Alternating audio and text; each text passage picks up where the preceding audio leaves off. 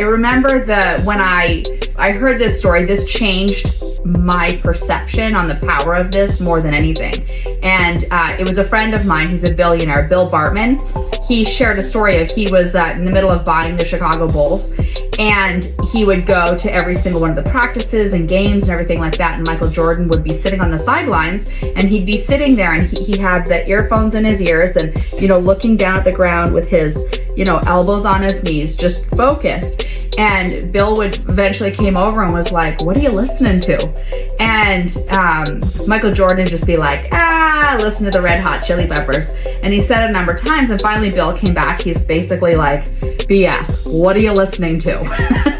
And so finally Michael Jordan got real with him and said what he did was he wrote out exactly how he was going to perform and how the game was going to go.